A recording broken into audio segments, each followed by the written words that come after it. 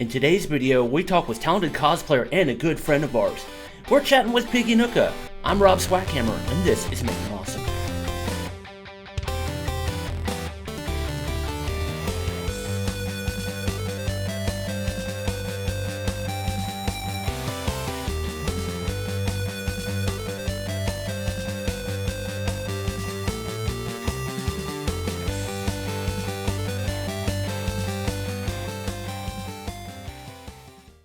So, hey folks, welcome to today's video of Make Them Awesome. It's funny how you sometimes become friends with people online. And thankfully, the person we're going to be interviewing today, she's not only a talented motion graphics and VFX artist, but she's also a very talented cosplayer and really, honestly, for me speaking, has helped me think through a number of things as an artist. Yay. So, I know her as Nikki. You know her as PiggyNukka. How you doing? I'm doing okay. It's hot here right now. There's a heat wave going on in LA. It's like, how many consecutive days of hundreds has been out there right now? It just started today. And it's supposed to be like 3 days with like a day off and then 2 more days. And thankfully I live nearest to the beach, so we're only getting one 100-degree day where I live, but it's still going to be in the high 90s, which is just not fun at all. No, and I live in Texas where summer really doesn't end till like maybe October, maybe. So one thing I wanted to bring up was the fact that you've been cosplaying a long damn time, like 15 years now. That's about, it is 15 years now. That's a long time. Yeah, I was gonna say, and when I thought about that, and I kind of thought about even my own adventures in cosplay and stuff, really to kind of see the view of cosplay shift from, oh, this is only something like nerds do, to where it's like it's almost like universally accepted anymore as an art form. Yeah, no, it's crazy. I remember not wanting to say it to people or like having to explain to people like what cosplay was when I was in high school or even the beginning of college, and my teachers at school not understanding that it was like a hobby. Like they're like, why don't you join fashion then if you want to make these costumes? And now that it's like such this big thing and everybody understands it, you can just say cosplay and somebody's like, yeah, I know what that is. Yeah, and also kind of along those lines to see, like, in that mainstream thought of where, like, kind of cosplay used to kind of always be, like, the Star Trek and Star Wars fans. And now it's a lot larger, anime, video games, comic books, even just, like, normal mainstream media, from movies and such. So it's really interesting to also see all of that kind of come along in the understanding. And yes. People just, like, run with it. Why not? You look cool. So one thing about your work over the past, one particular area I noticed you did a lot from was from fighting games. And you actually did a number of characters I didn't even know you did. Like Bridget and Makoto. Like, I went back and looked at your stuff. I was like, oh shit, I somehow did not see that. So Bridget was a classic. What's that? Bridget was a classic for me. I did 3 different cosplays of him. Really? Yeah, I did his OG outfit, and in one of the Guilty Gear art books, the artist for it drew him in 2 different pajamas, and I did 2 different pajama Bridgets too that nobody really knew. Yeah, I'll have to show it to you later. Yeah, I was gonna say, I don't think I saw the pajama ones. I just saw the OG Bridget. So, but what really struck me as interesting was, well, I know you have some favorite characters. Chun-Li is a great example. You were actually pretty wide-ranging in your choices of characters there, like Bijane and, like I said, Makoto and Bridget and a number of others. Yeah, I mean, I'm not good at fighting games. I'll put that like right up front. I am not good at them, but I really enjoy, like, it's one of the few games where you can take like so many different characters from different backgrounds and stick them into one storyline and kind of mishmash them together, which is the reason I really enjoy it. Right. So like, even like, I love Bon Janet with the being a pirate, and Hmm. Garo Mark of the Wolves with like all these other different characters. And Guilty Gear is my favorite, I think, overall, because that's like Bridget is a nun bounty hunter with, Hmm. and there's Eno in there who's a witch on flying on a guitar, like fighting people. Like it's just so fun. Yeah, I was gonna say that was actually one thing I really liked about Guilty Gear was really just like the wide variance in character designs. And Hmm. now we're seeing more of that with Zerd, and who knows what we might see with Strive. But Oh yeah, no, I they announced the like a black samurai guy, and he looks so cool. I forget his jeez. name. So you should watch the new trailers because he looks awesome. Yeah, I'll have to check Like that an out. Oni mask, but it's like mechanical and like opens up to reveal his face. It's super super dope. Oh shit, it's kind of like Mordred's armor in Fate Apocrypha. Her helmet does something super similar. So, Nice. uh, but no, yeah, I had something more I was going to say about Guilty Gear. Oh, May's new design. I It's so like that cute. design for her. It's really fun watching the characters grow up too. Specifically watching Johnny get a beard. I don't know if he has a beard in the new one, but they did in the newest one. But I feel like they definitely did in the gachapon. They had like a not got the pachinko machine where they Mm. like Johnny wasn't a character yet in Zerd, but they gave him a beard and he looks wonderful. And it's like, oh, he's Huh? grown up. And like obviously May, if you compare her original design to design now, she definitely looks like she's grown up from a Yeah, child into a young woman, and fun growing up with the characters and having them grow up with you. yeah. I was gonna say, in God, when did Guilty Gear originally come out? What was it? 96 or 97? I think. Hmm. Because I know it's like at least 20 years. That's all I can remember. Yeah. So one other genre I noticed that you also pull a lot from was from rhythm games. You know, you and I, we love Bamani. I Yes. haven't played it in quite a while, unfortunately. But you also did pretty wide range. Like say Parappa the Rapper, Unjammer Lammy, Poppin' Music, Rhythm Heaven. And if we want to be technical, Love Live would fit into that, but that Yeah. might be another thing. I count it because that the Nozomi I did is a card only from the game, Yeah. so you wouldn't know about it if you watched the show.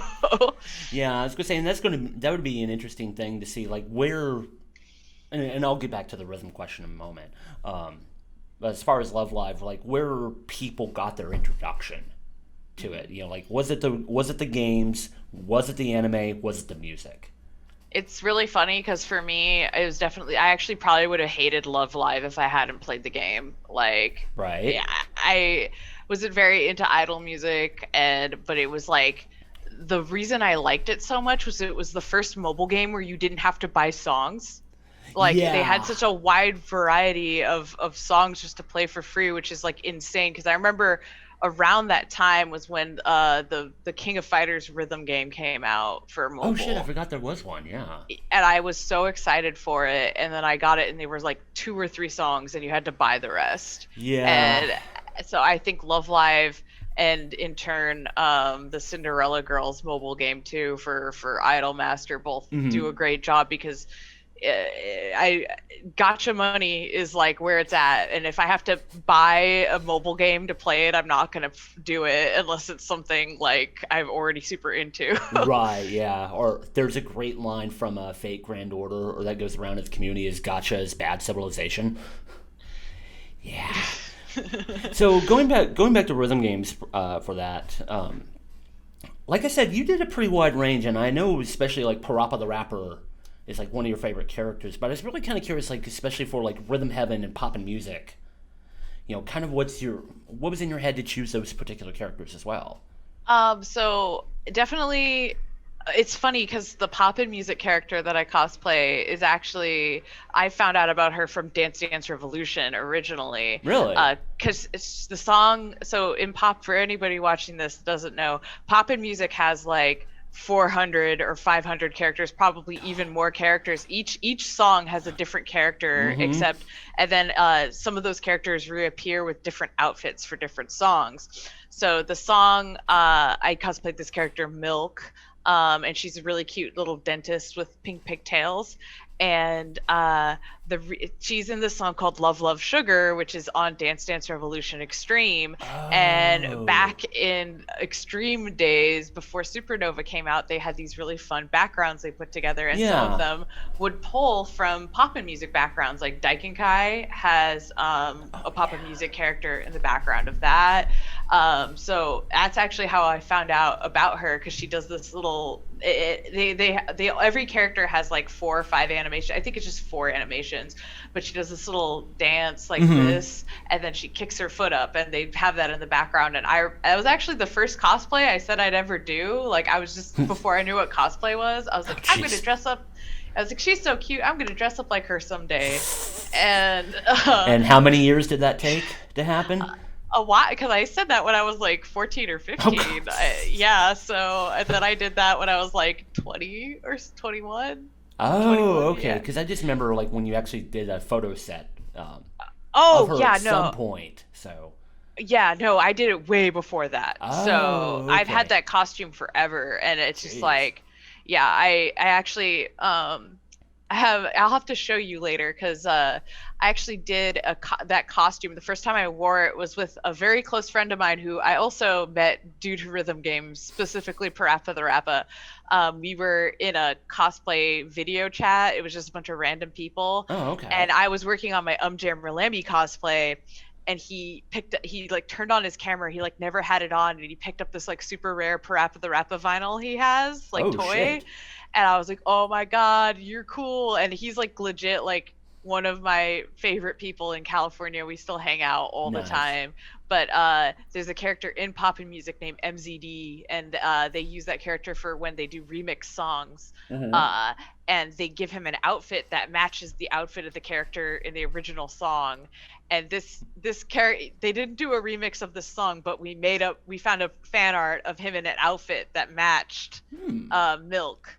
And so Okay. we did a big cosplay together where we had basically matching outfits, and he had this giant fork because she like is all sweet. So he had this fork. He's 6'2" or 6'3", and he had this giant Oh fork that was god. like 6'7" fork. I was just thinking Uh, about like if he was to be made, just have like the big anchor.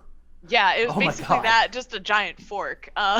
Oh jeez. But yeah, so that's Poppin' Music. I love. There's other characters I want to do, but it's just like the range is so massive that Yeah. I Because like, don't how like. many different pop and music games are there now? Because I know they There's were a up in the 20s, right? they're 30s now. Oh, Jesus Christ. Because I know Bamani or Beatmania was last time I checked was like 27 or 28, I think.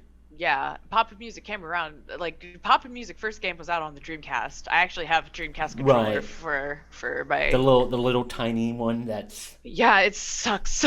It's awful. yeah. And then But they do you think you really want to spend like $350 on a DJ Dow popping controller? So I would. I mean, I have a Sound Voltex controller well, right which is down true. here. Yeah, which is Yeah. true. If I So had the room, I definitely would. well, I was gonna say in actually with that because just real quick, have you ever thought about doing characters from either Beatmania or Sound Voltax? Sound Voltex 100%. I want to cosplay I forget I get them mixed up. There's like Reese Oh, the one with and the white outfit. well yeah, the cuter one, not Not the angrier one. okay. Yeah, I know who you're talking about. Yeah, I forget. I probably Uh forget her name too. So I mean, they're not very the characters don't really matter unless it's the buff mouse guy. I love him. I think his name is like Apollo or oh something. jeez. But yeah, no, I'm super into Sound Voltex now, so I'd really like to cosplay Vivid Wave. They actually have I think they have a new Sound Voltex now that just came out, Hmm. but the one before there was Heavenly Haven was the ocean themed one, and then they had Vivid Wave, which was like a more of a rocker one, and it Okay. was the first outfit that of the two twins, the cheerful one wasn't showing her stomach, and I was like, cool, I'll do It's like, that. yay! I can. There's one I can do here. And he's gonna say, you know what's the great thing about this interview setup? I can just go right over to my beer fridge, Hell yeah. oop, and grab another one, and knock over a can in there apparently. So yeah, unfortunately I had to close the door because I know Tao would probably like Tao bomb. Heavily, we found that out during the first live stream. So Yeah, I caught the end of that when she was. Thankfully, you can see Luna's paws in the bottom of my screen, but it's just, I was gonna say it's there's really two funny. little paws. Yeah, where Kristen's cat Bumble just likes to sit in the corner during her Zoom calls. Oh. So since we're talking about motivations of choosing characters, what are the reasons you choose the characters you do? Like, I know, like, one thing you've mentioned quite a bit before was about, what fits your body type and what how you feel comfortable. But what else is there to that? Because I know also what I've seen from, photo shoots and stuff like that, is you're not always into full-on character emulation, but I kind of almost see it like how you view these characters. Yeah, I definitely. So for choosing a character, like number one is I have to like them because I've done cosplays before where I don't care too much about the character or Right. the video game, and it's just a way. Honestly, it's a waste of time. And I'm sorry, I almost cursed. No, that's fine. I mean, Oh, okay. like here we always say fuck is no longer a word; it's a comma. Okay, cool. I'm good with that. But yeah, it's a fucking waste of time to do cosplay of a character you don't care about unless somebody else is making it for you and putting you in it. Then do it, whatever. But You're if you're, basically a model, yeah. yeah. So 100% I have to like the character. Two is body type. Three is how the costume looks too, because Okay. like even though it might have a similar body type and it might not look good on my body, like Right. if it's full white with like nothing breaking up like the torso, like that Mm-hmm. typically isn't very flattering on me. I need something like there. So taking those things into account. And then finally, kind of like if my friends are cosplaying it is another huge thing, and Okay. like what's popping at the moment, like Mm-hmm. kind of timing stuff like that. And the character emulation, yes, I hate acting. I'm a terrible actor. So actually tying into more recently with my costumes than in the past is I'm trying to choose characters that are a little more near my personality. I'm Okay. really not good at doing serious characters that Right. are like they never smile or anything like that. I'm good at like cheerful characters, and I could pull off yandere kind of stuff pretty Mm-hmm. well, and I love horror. But a straight up serious character that just like is stoic all the time, I'm just not very good at Yeah, I was it. gonna say going back to your bit about personality, like Mina Ashido is a great example of that Hmm. because she's Oh like yeah. she is pretty much you. I mean, Yeah, really. when that anime first came out and I was getting people to watch it because we were reading the manga before that, Mm. I was like, watch it. And then when my friends saw Mina, they were like, "You're like the pink girl." I'm like, "Cool, excellent. I'm about that." Sweet. So, in like over the years, you've done structured photo shoots. You've worked with a number of photographers, but more recently, you've had Chet act as your photographer. And I know there's a few reasons, mostly logistical, behind that. So I kind of want to approach more like the artistic side of that. What would you say that what are the benefits to that, and maybe what were the lessons learned in utilizing him for this? Uh, there is virtually nothing artistic for me using Chet as a photographer, to be honest, it's basically like he's good and stuff like that, Mm-hmm. but it's not something he particularly wants to spend his time doing. He just kind of Mm-hmm. does it to help me out. Right. And especially because he's not directing anything, it's like I'm choosing what I want to shoot, and then I'm Okay. coming to him and going, "We're gonna shoot this," and he goes, "Okay." So mostly everything is logistical, just because uh, one, it was just really tough to get things figured out with photographers, especially before Chet and I lived together. Mm-hmm. Like I'd have to give up weekends I was going to spend with him to go shoot with somebody else. Now that Okay. we live together, it's a lot easier. Um, but then COVID happened, Right. Yeah. and thankfully I got it before that. But it was just like I was working so much, like trying to like basically take a day that Chet and I would be spending together and just giving it to somebody else was really annoying. So and then also money. stuff because a lot of these Right. photo shoots now are for Patreon. Like, I don't feel fair not giving a cut to a photographer. Right. Yeah. Even though that gets a little muddy though, because I edit all my own photos. Yeah. So there, like, it's not usually I want to go like 50-50 because like they shot it and edited it, and but now it's like all they're doing is shooting it. Right. I'm editing it, I'm planning it, I'm buying everything, I'm getting them food. So it just got like I was giving them money, and I was like, I'm not really coming out with a lot here, and I'm doing like Yeah. a lot of the work. So it was all logistics for him doing it. Okay. And as for the learning, we've learned a lot.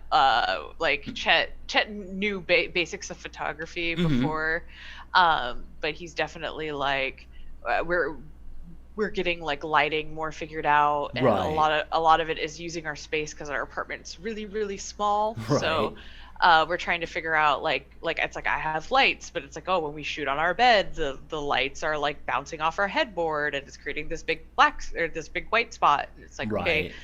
Nikki, you should get a soft light. And it's like, okay. So it's like kind of like right now we're just kind of like, he's really good at what he does, it's just that we don't always have the equipment for him to Right. do Yeah. the best job. So Well, and I was gonna say, and I know if there's any one spot I would say any cosplayer should learn, even if there may not be the one who's using the camera, is really understanding lighting and how it works, and understanding modifiers. Because I think that's a lot of things cosplayers don't think about. Is it's like, well, why did this lighting work but this didn't, or why maybe a modifier may have not been large enough to pull off what they want to do, and such, and stuff like that. So I think that's one spot they could really benefit from, is just like, they don't have to know all the technicals, but just kind of get some understanding, and pay definitely, attention to light. That's a great one to do. Just pay attention to what the light's doing around you.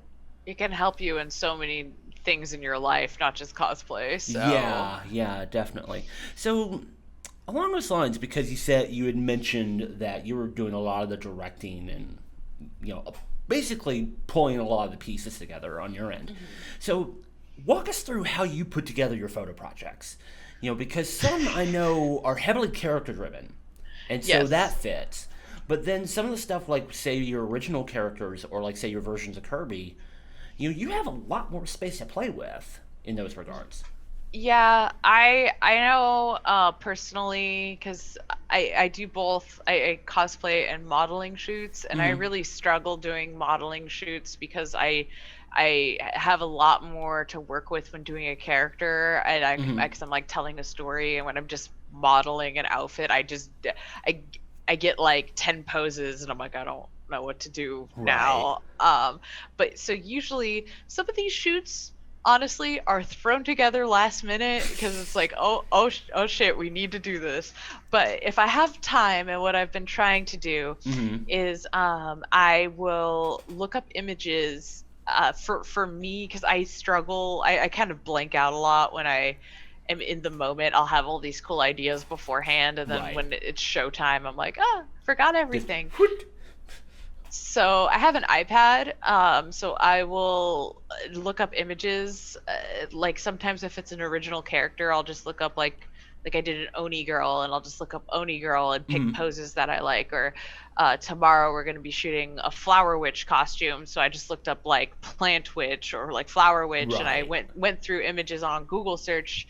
Or sometimes if it's a character, I'll just look up the character name and go through fan art, and I'll choose pictures to kind of give me like a refresher, essentially, to go like do this and see where this goes. If I have my own ideas of poses in my head, I'll try to draw out like a really crappy sketch Okay. of like what I'm trying to so I can show like, this is the framing I want. Because um something a lot of my photo shoots that haven't done well have not done well because of me, because Okay. I'm not great at I I'm better at communication with other people, but for some reason I expect Chet to have this like mind link with me, that he knows what I'm thinking. Oh. So I've been really bad at communicating with him in the past about what I want, and then Okay.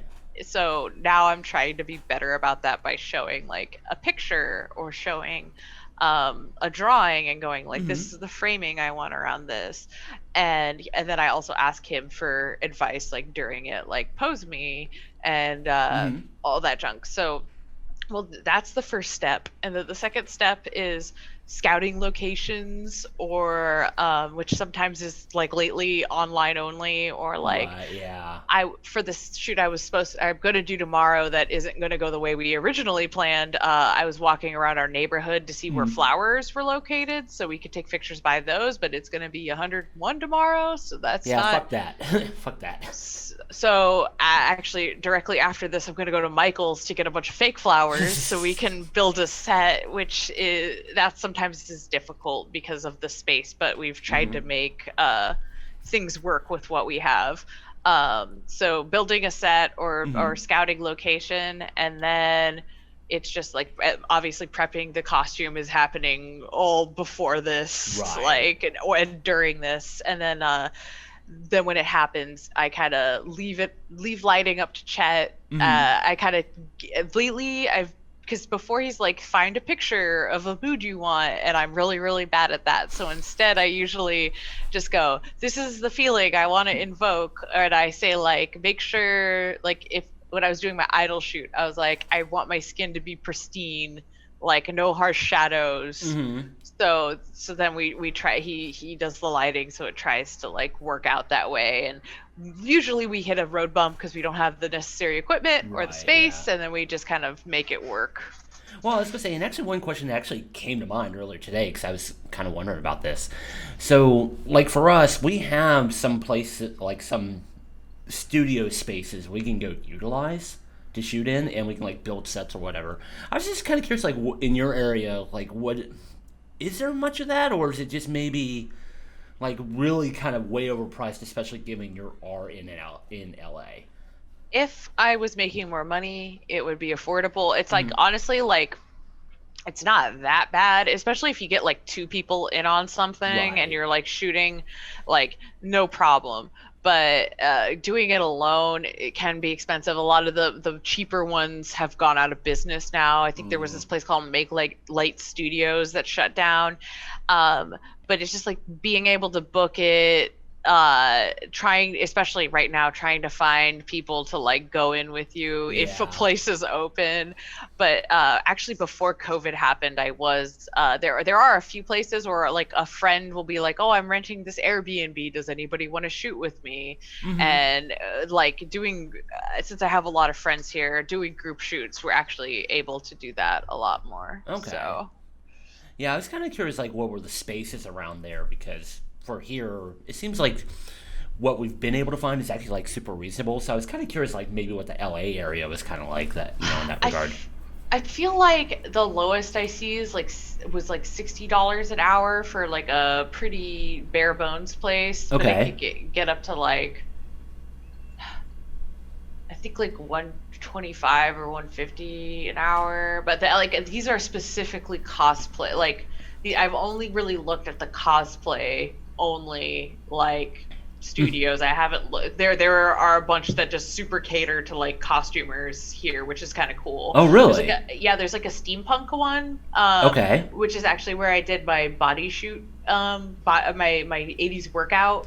Okay. Yes, that's like a big steampunk place. And that guy actually owns two studios that are far away from each other, and Oh. one's set up as steampunk and one's set up as like easy swap out backgrounds, I think, like that. Okay. And then there was another, the Make Light Studio was also very cosplay oriented. Hmm. And then there's another place called Wonderland Studios that I've been to a few times, Yeah, and Mike they just Saffels. Yeah, because I remember he's part of that. So yeah, so that place just has different corners, and yeah. I forget, I think it like max is like maybe 300 an hour. Mm-hmm. And it's a big garage. The only problem is there's no air conditioning, so it's so Oh. freaking hot in there. But I mean, you can get when I last time I went there, there was a group of like 12 to 15 people, Mm-hmm. and we just all took the most people were in a cosplay group together, and I was just by myself, so I just went to an opposite corner Right. from them while I was shooting. I was gonna say, yeah, for the spaces we work in for studio stuff, I will say it's a lot more reasonable, but we're also buying, like, Not getting LA. empty space so we can really set build. Like Yes. there's one place we go to, and it's actually a sound rehearsal studio. Oh, that's cool. So, and there's a lot of those here in Austin. So, or hopefully hopefully they stick around for a while, especially after the current situation. But yeah, like Definitely. we'll go there, and it's one place we use a lot was like $33 an hour. Oh, yeah, that's cheap. And That's reasonable as hell. yeah, and what's really funny, it's actually right next to where Rooster Teeth is located. So it's funny. I'm walking Ah. through the halls, and it's like, oh, there's a sound recording room. Why is there a poster with Gus's face on it? So, and actually, I originally skipped this question, but I'll go back to it. So, with everything you've learned, especially working with Chet and talking through all the project stuff, uh, Oh, I'm sorry, I hit. Okay, sorry, I hit oh, the enter button and it apparently turns off your camera. oh, really? I did not know On that. numpad. Yeah, sorry about that. Oh, no worries. So, one question I want to go back to with everything you've learned, working with Chet and whatnot, and talking through all the pieces that come together. What will you potentially take from all that and apply working with other photographers in the future? Definitely communication, being really open with that. I'm Mm-hmm. also like really upfront with people. Like I've always tried to be, but I'm extra upfront with people with like this is how much I make doing these photo shoots. Like I want to sell this as such. Like what are my rights to these photos? How much do you want of a cut if I'm making money off of these? Right. Let's make an agreement on this. I've not had any problems with that, but just like like it's definitely like I just communication like like 1,000% better, like showing.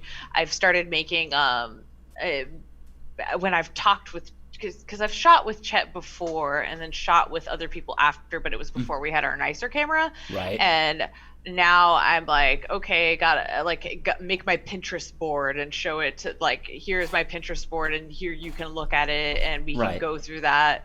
Um, and then also being really clear with what I said before about like moods that I want, because sometimes Mm-hmm. the photographer has a different idea, a vision in their head than I do. So if I want something a certain way, I need to express that. Okay. That's a good idea, and that's actually something we do as well.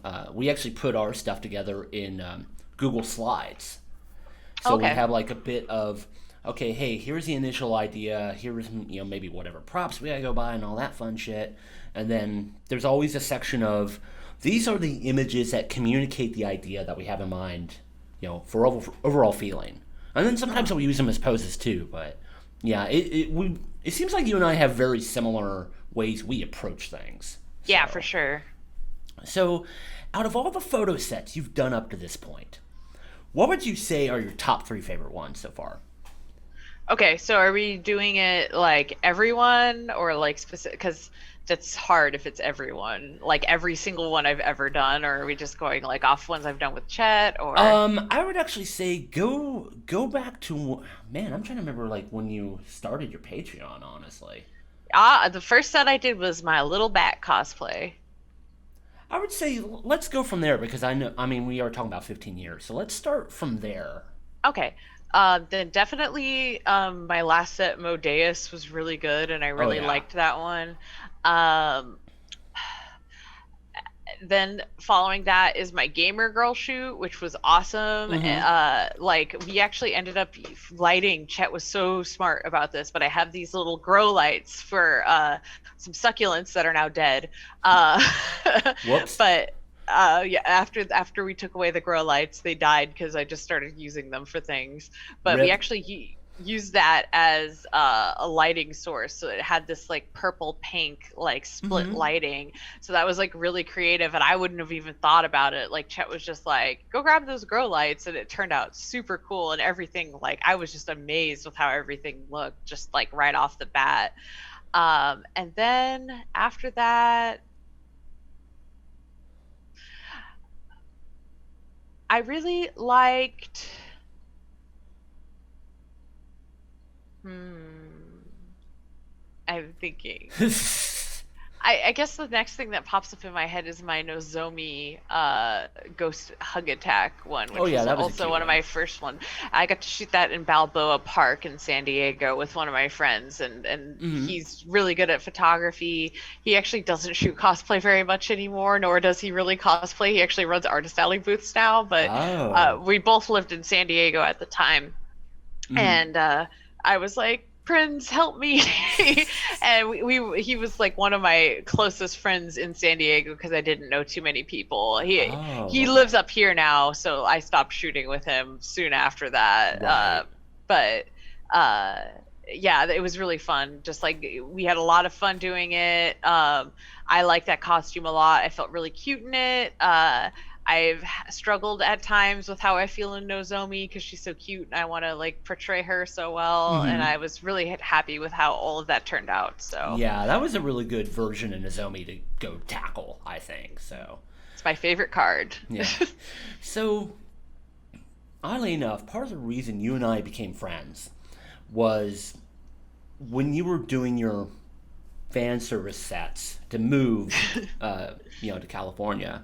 Mhm. And after those were done, you said you wouldn't, or well, for a while, because there's a follow up question to this. You said you would never do that sort of thing again. And at one point, Yes. you were actually going to explain to people in a video about what or your reasoning for that, and unfortunately, tech shit happened. So, what was the thoughts in your head for saying that? Because I know some of it was commentary you got Yeah. online, but I didn't know if that was actually all of it. Um, yeah, so the reason it all fucked up was because my camera, I was recording it at my phone and I spent like 2 hours recording everything and then Mhm. all of it was at different frame rates because I thought my camera would just film it all at the same frame rate, but I Was didn't. it an Android camera? Yes. Yeah, because I know like the original camera app, the default does that. You can't Yeah, it's control it. super Yeah. annoying. And now I have a new camera app in case I do record things so I can set it to 23.97 or Right. 30 depending on what I need. Um so that was the reason, and I was just like, I don't want to do this again. Like, I was like, I don't even know what to record it on. We don't have a camera, Right. like, whatever. So I gave up. But my thoughts on why I didn't like doing it, the main thing was uh, people were pushing my boundaries, and I wasn't like, I felt like I wasn't allowed to control my boundaries. Other people were Right. trying to come in and give me their thoughts of how I should push my boundaries, and it made me feel, by the end of it, I think I did a little bit more like, honestly, Chet looks at the photos and he's like, these are PG-13. Like, he says like these aren't that, he's like, I don't understand why people go crazy over these personally for him, but Mm-hmm. I even it was more than I wanted to do, and I was like, why am I listed? Like, I felt people kept waving money over my head, kind of like a starving cat with a fish. Uh, And that made me feel extremely uncomfortable, and it was really predatory. yeah. So that was what really stopped me from doing it. Mm-hmm. So, like I said, the follow up here, you know, rather recently, you've been exploring doing more pinup sets. Hmm. Now, I think for some people, they kind of lump in pinup with lewd cosplay, but I don't think they're really the same thing. And it I seems don't like think you're so. you're kind of in the same mindset. Yeah, I mean, I don't really consider boudoir and lewd the same thing. Mm-hmm. And I've had a discussion about this on my Twitter before, and it isn't a concept of what you're showing, it's how you're showing it. Because Mm-hmm. I there are photos and artistic pieces that are completely naked and you can see everything, and I don't consider them lewd, Right. because of how the model or the focus of the photo is being portrayed. And I guess I use the term pinup, and some of those can be definitely seen in a sexual way Mm-hmm. because certain artists definitely took it that way. Right. But a lot of the poses and what people are doing, especially because back in the 60s when these pinup photos were like released, like that was the sauciest thing. Yeah. But those were the lewd photos of the 60s, lewd Or Patreons. even it's like we want to go back to like say World War II or something, you know? Yeah. But like looking at them now, like the girls in these photos, some of them uh definitely go what I feel like are a more sexual route, but a lot Hmm. of them are just like girls just doing things and just like they're Yeah. doing it for themselves, they're happy.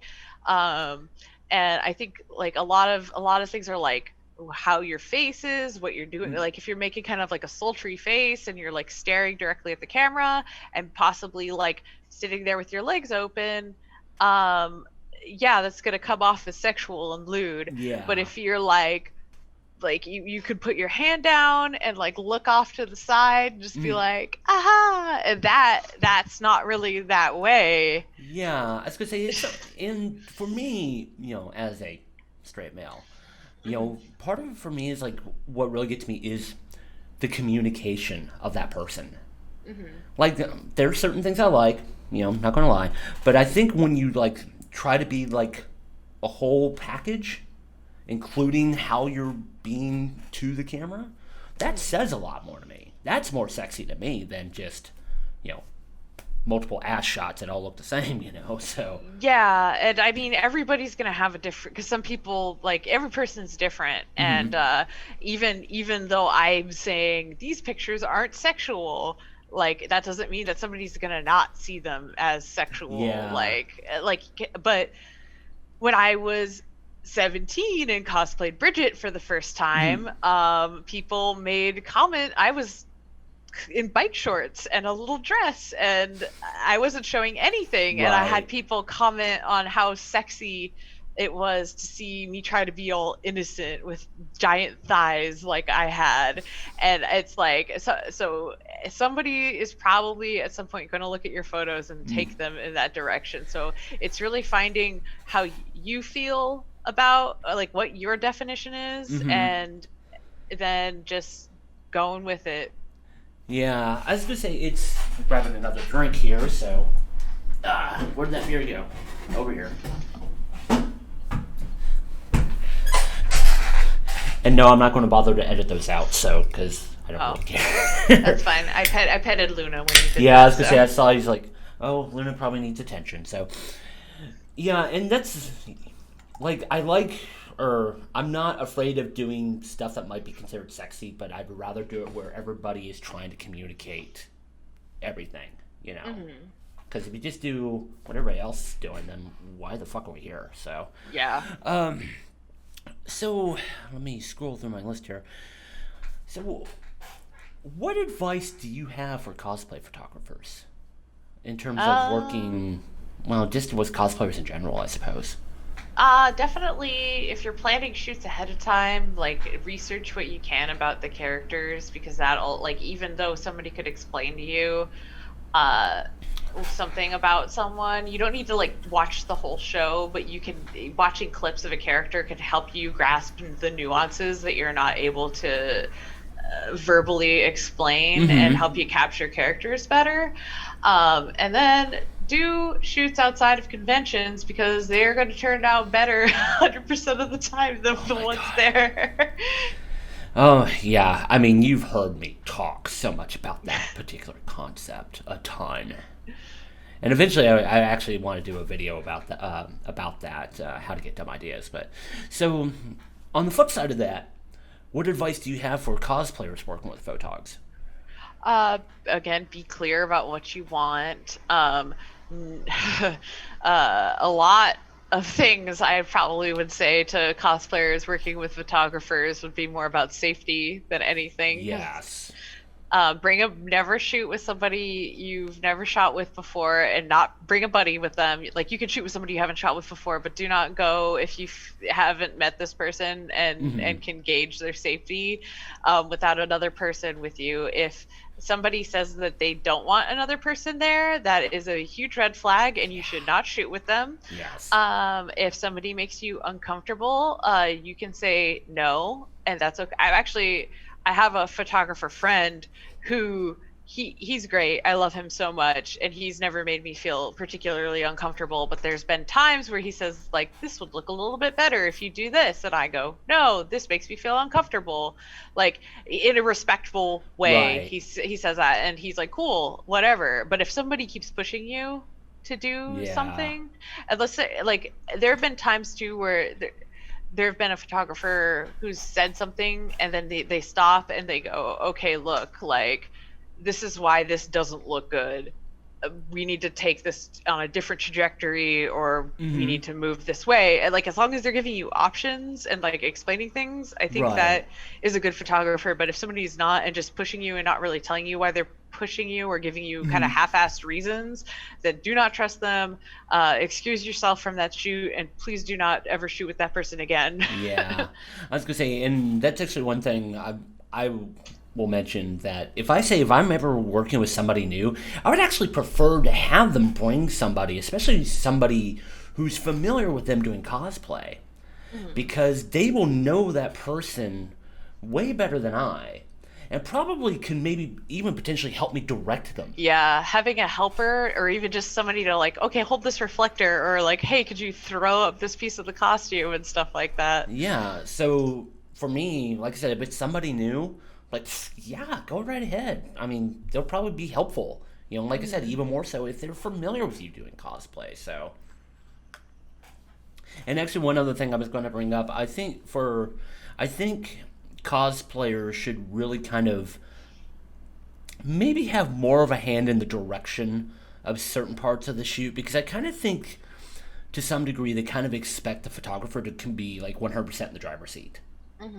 And I kind of wonder I if think, that's maybe why we sometimes yeah. see some photos turn out the way we look, when we see them, we're just kind of like, I'm not sure that was a great idea.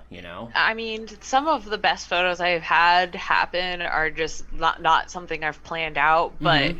because I've planned, like there's still a trajectory path of like how I got there, Mm-hmm. and usually those are because I planned things out a little bit more. Right.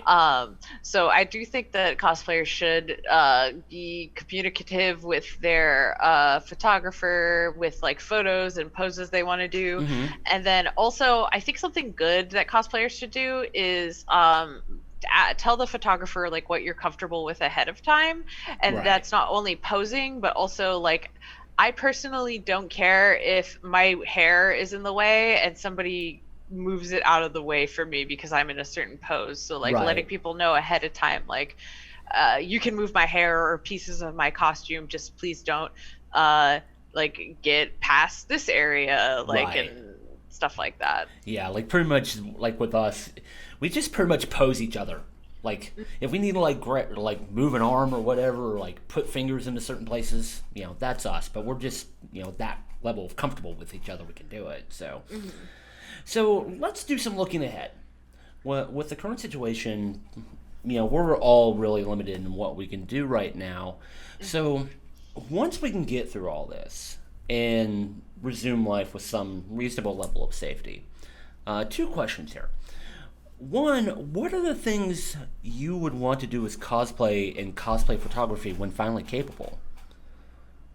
Well, the big thing I want to do when things go back to normal is move, and then I'll have more space to make cosplay and do cosplay shoots. So that's a huge thing. But once things go back to normal, like for me, it's a bit of a struggle because I don't have a full-time job right now. I work Right. freelance. So once I get a full-time job and I can put money and time into cosplay Mm. like on a regular schedule instead of just like doing it when I feel like when I have the time and when I'm not too depressed from not having a job. Yeah. I something I really want to do is I've always wanted to do a photo shoot. I've of fighting game cosplays on the West Coast with West Coast photographers and make a photo book of it. Hmm. Which I don't think I've ever really talked to you about that even. Uh, No, uh, I just know we had talked about one character you wanted to do, and I'm like, I want to shoot that one. Yes, for sure. But I love cosplay photo books. They're really great. I think they're Yeah. awesome and a cool way to support a creator.